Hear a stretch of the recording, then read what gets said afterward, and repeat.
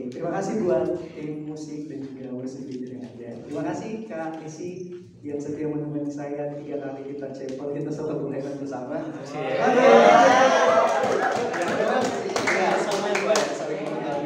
Oke, bisa turunin maskernya terus senyum buat orang yang ada di samping Anda, terus tutup lagi maskernya. Oke. Terima kasih kepada Tuhan Yesus telah mempercayakan saya untuk membawakan firman Tuhan bagi setiap kita. Tidak berlambatan, mari kita buka Mazmur 126.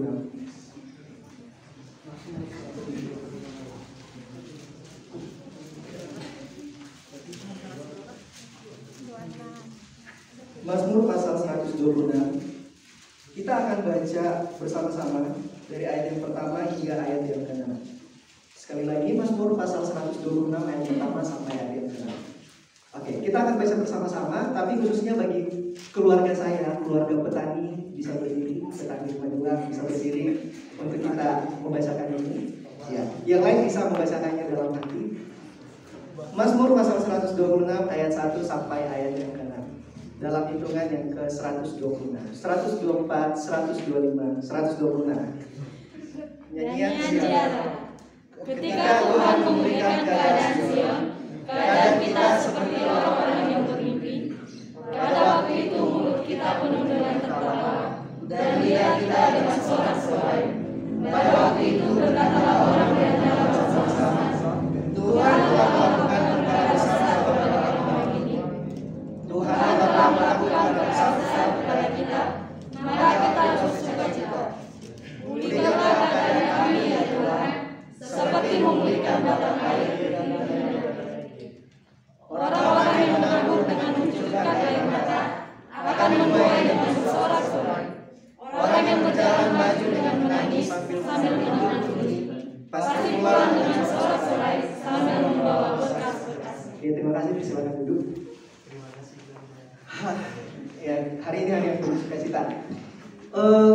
Satu hal, mungkin kita pernah mendengar sebuah lagu, ya. Lagu ada lagu yang kita sukai, dan mungkin lagu itu ketika kita nyanyikan itu mengingatkan kita pada kenangan-kenangan yang dulu, lagu nostalgia. Nah, tema yang akan saya berikan pada pagi hari ini temanya tetap sama, Intimacy with God. Tapi ada judul di bawah tema itu, judulnya Love Song. Bilang ke kiri kanan, Love Song.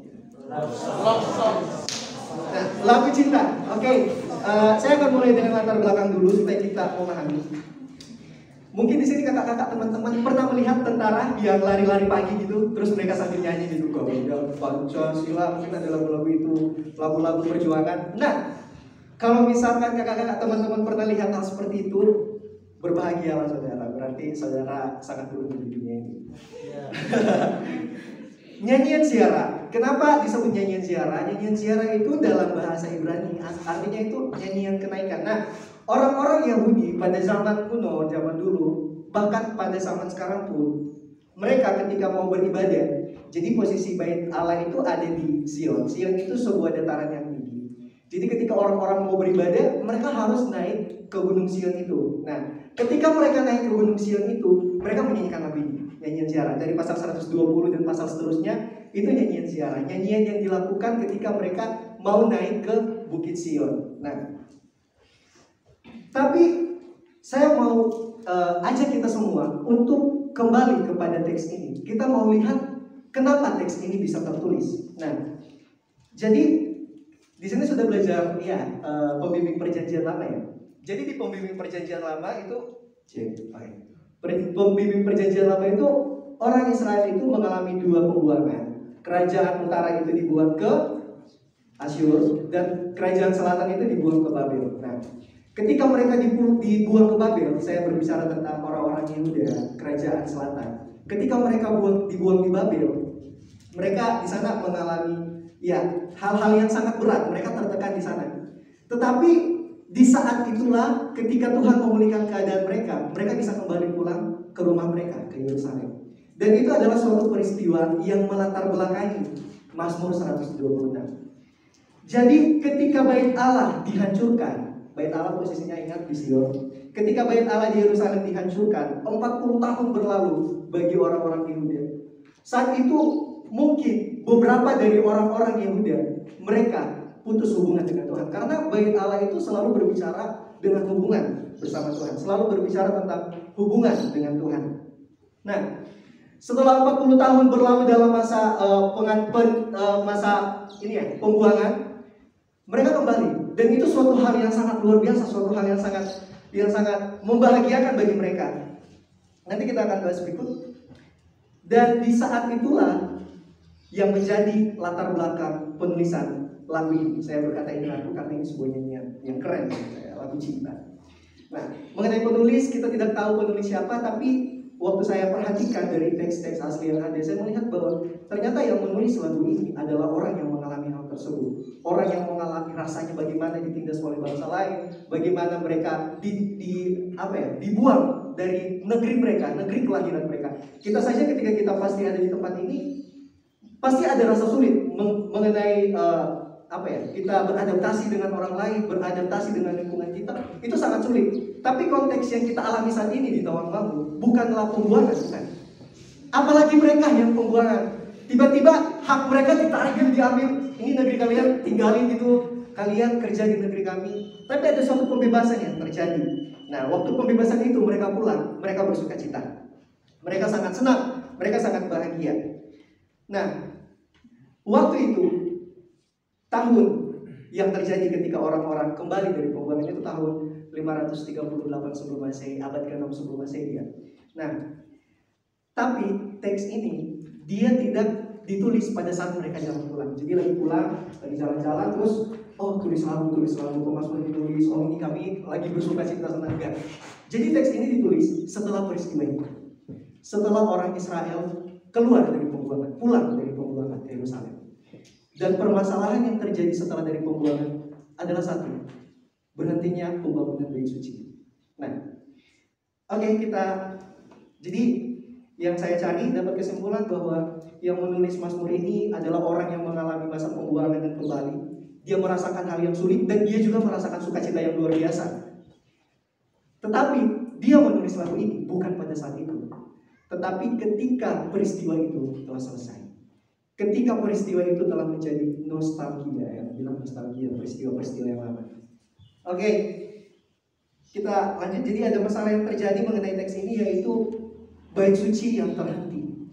Tidak ada lagi orang-orang yang mau mendirikan bait suci. Kalau kita lihat di Hagai 1 ayat 9, kita melihat di situ bahwa konteksnya ini konteks Mazmur 126 dan Hagai 1 ayat 9. Saya menyamakannya karena peristiwa yang terjadi saat itu.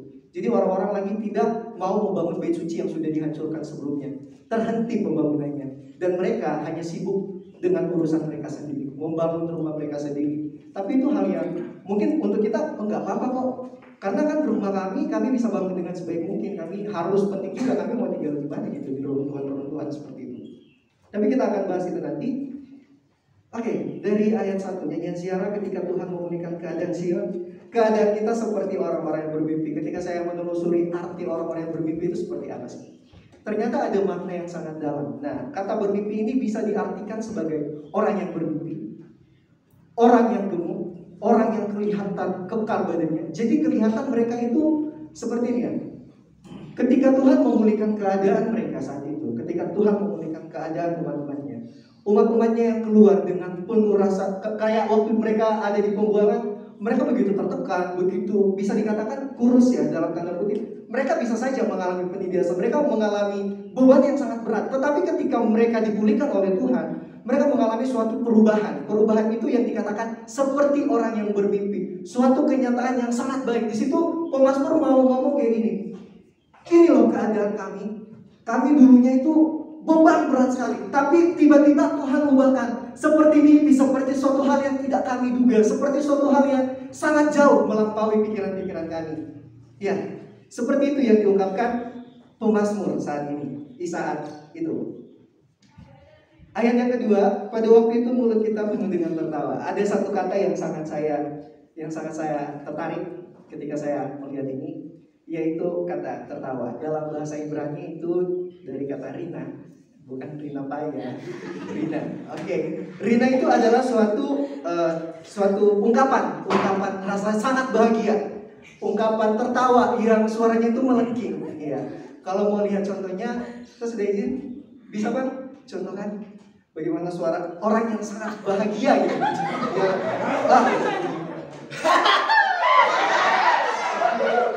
mungkin kita bisa tertawa ya. Kita anggap ada sesuatu yang kita hadapi. Terus kita bahagia gitu suaranya, oke? Coba lagi Bang, bagaimana ungkapan kebahagiaan? Ya.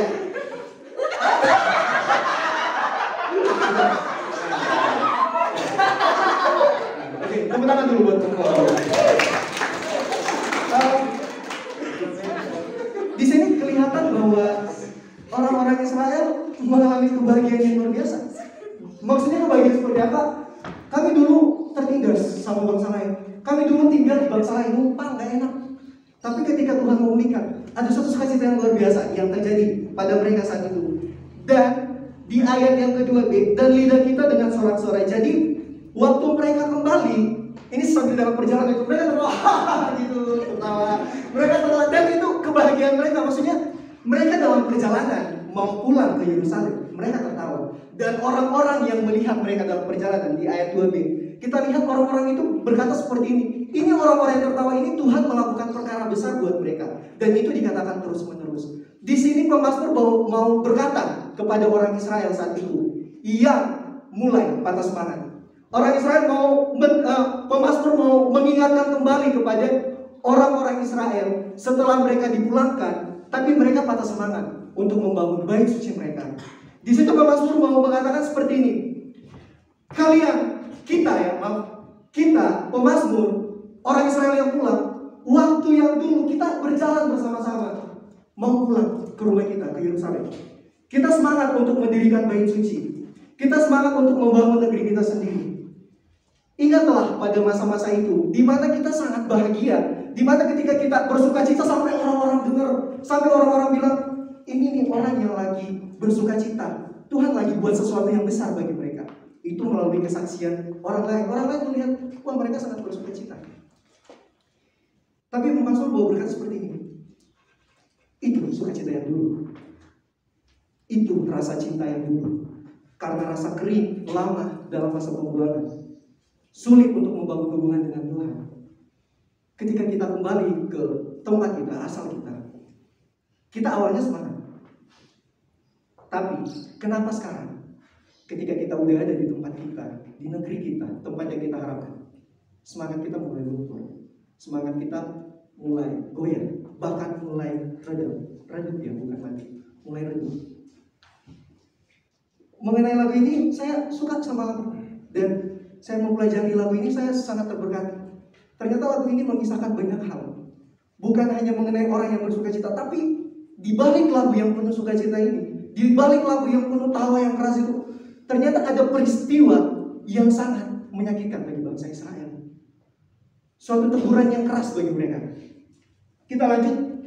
Di ayat 3, Tuhan telah melakukan perkara besar kepada kita, maka kita bersukacita. Jadi pemazmur bilang gini, dulu kan kita itu jalan-jalan pulang ketawa-ketawa sampai udah, tapi saat ini kita bersukacita karena hal-hal yang baik yang Tuhan lakukan.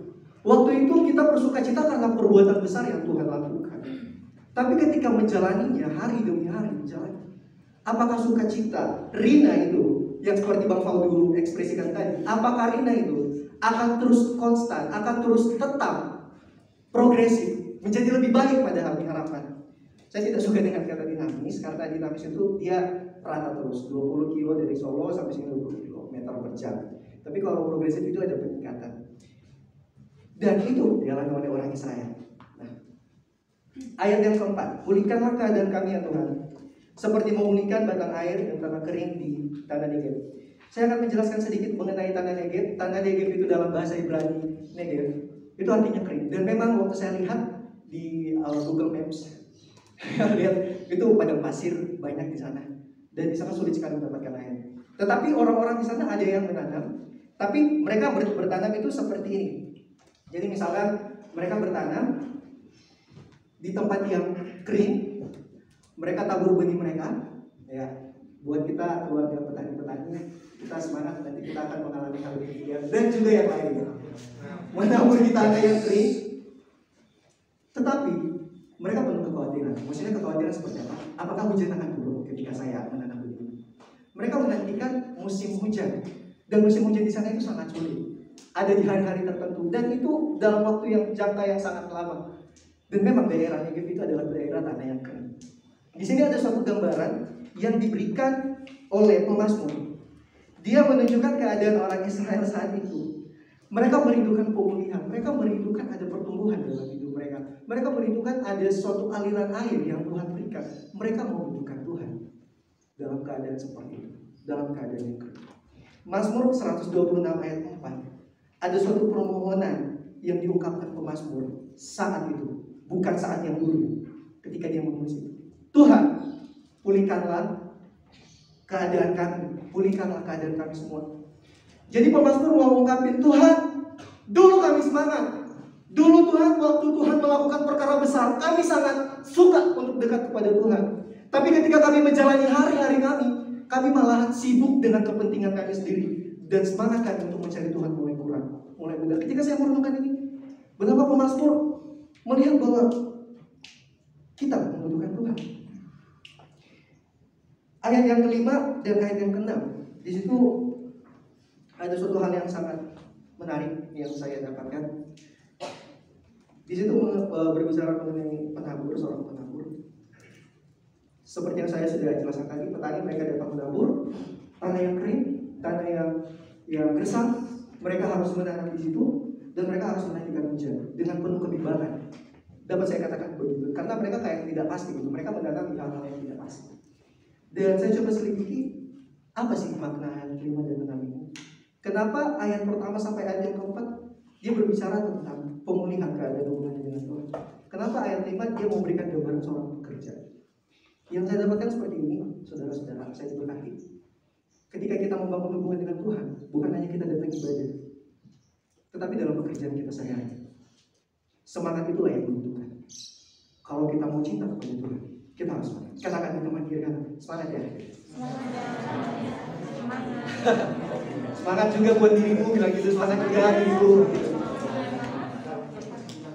Keadaan orang Israel memang pada saat itu mereka pada semangat karena mereka dari tempat pembuangan masih ada hal-hal yang menyakitkan bagi hidup mereka, sehingga kata lain jiwa kemudian kayak perasaan yang ada itu waktu mereka dibuang itu masih terbawa sampai saat itu, karena itu tidak begitu panjang istilahnya. Tapi di situ pemazmur menguatkan orang-orang yang ada seperti ini. Orang-orang yang menabur dengan mencucurkan air mata akan menuai dengan bersorak-sorak. Jadi itu seperti ini. Saya nabur air mata karena Tuhan, aku nabur kok suasananya kering. Tuhan, aku nabur kok suasananya kering. Pemazmur memberikan suatu gambaran seperti itu untuk berkata seperti ini. Kamu memang menabur. Di saat-saat yang sulit kamu terus menabur. Dan itu dilakukan terus-menerus. Kamu bekerja terus-menerus. Kamu lakukan apa yang menjadi tanggung jawabmu. Kamu harus membangun kembali bait suci yang ada. Bangunlah kembali. Kamu bisa juga bekerja dengan segenap hatimu dalam pekerjaanmu. Tapi taburlah terus, walaupun itu menyakitkan. Hal-hal yang sangat sakit, hal-hal yang berat untuk menjalani. Kalau kita sebagai mahasiswa di sini, kita mungkin bekerja pekerjaan kita belajar. Kita belajar, kita bikin tugas capek. Sampai ada yang nangis. Ada yang udah katanya udah mau tinggalin kampus dan sebagainya. Tapi di situ pemazmur mau berkata seperti ini. Lakukanlah hal yang sulit itu dengan sukacita ketika segala sesuatu itu diterima. Lakukanlah walaupun sehari ini sulit, tapi anggaplah suatu saat kamu akan menemukan suatu kebahagiaan yang luar biasa. Kalau dalam pepatah bahasa Indonesia itu bersakit-sakit dahulu, bersenang-senang kemudian. Jadi pemazmur mengungkap ini, gak enak untuk kita melakukan pekerjaan kita secara konstan terus-menerus. Pengharapan gak ada, udah tadinya gersang, kering, gak tahu ngelakuin apa, semangat udah patah. Tapi pemazmur kasih penguatan, lakukanlah pekerjaan dan anggaplah itu terjadi. Ada penuaian. Tapi penuaian yang menimpa itu terjadi ketika mereka memiliki hubungan yang baik dengan Tuhan. Hubungan yang baik dengan Tuhan ketika mereka membangun hubungan mereka secara pribadi, Bukit Sion tadi, dan juga mereka melakukan pekerjaan mereka dengan segenap hati. Nah, melalui perenungan kita saat ini, ada kesimpulan yang saya dapatkan, yang saya akan bagikan kepada saudara sekalian. Yang pertama, Allah memiliki inisiatif untuk berhubungan dengan kita. Sesuai dengan judul yang saya berikan, lagu cinta. Lagu cinta. Allah memiliki inisiatif seperti ini. Waktu awal, ayat 1, ketika Tuhan memulihkan keadaan Sion, Tuhan yang memulihkan, bukan manusia yang memulihkan. Tuhan memulihkan. Tetapi Tuhan juga merindukan ada respon dari manusia. Kita tidak dapat membangun sebuah intimasi jika hanya salah satu pihak. Itu akan terjadi pemerkosaan. Dalam tanda kutip. Tuhan tidak memaksa untuk kita dekat kepada Tuhan. Tapi waktu kita sudah memulai kedekatan dengan Tuhan, ini menjadi perenungan saya secara pribadi juga. Apakah kita akan konstan dalam semangat kita, dalam cinta kita kepada Tuhan? Ketika kita menjalani hubungan kita dengan Tuhan, apakah kita akan terus bersuka cita? Seperti Tuhan waktu itu melakukan mujizat saja kan kita bersuka cita untuk terus dekat kepada Tuhan, dekat kepada Tuhan. Tapi ketika kita menjalani hidup kita, khususnya kita sebagai mahasiswa, kita berkuliah, apakah kita hanya mementingkan tugas? Gak apa-apa kita bikin tugas, itu juga suatu ibadah buat kita bekerja. Tapi Tuhan juga menginginkan ada hubungan pribadi. Orang Israel mereka sibuk dengan keadaan mereka sendiri, seperti peristiwa yang terjadi dalam Habis 1 ayat 9. Tapi mereka juga melupakan hubungan dengan Tuhan. Sebenarnya mereka membangun rumah tidak salah, tapi mereka mengabaikan suatu hal yang juga penting dalam hidup mereka, yaitu hubungan pribadi mereka dengan Tuhan. Bagaimana caranya kita bisa memiliki hubungan yang baik dengan Tuhan setiap saat? Melalui perenungan ini yang saya dapatkan satu, milikilah lagu-lagu mengenai kisah hidupmu bersama Tuhan. Maksudnya seperti apa? Ketika saya mengalami tekanan, saya mengingat apa yang Tuhan lakukan di masa dulu. Seperti lagu tadi, kau bukakan jalan di lautan. Banyak hal sebenarnya yang di belakang saya yang bisa membuat saya menyerah untuk saya alami sekarang ini. Tapi ketika saya melihat ada perbuatan Tuhan yang banyak dan besar, situ saya menyadari bahwa Tuhan selalu ada dan menolong. Apakah gara-gara keadaan saya sibuk dengan kepentingan saya meninggalkan Tuhan? Gitu. Melalui lagu ini kita belajar bahwa milikilah lagu di dalam setiap pribadi kita untuk kita terus memiliki hubungan yang selalu intim dengan Tuhan. Demikian firman Tuhan, mohon kesediaan kita berdoa.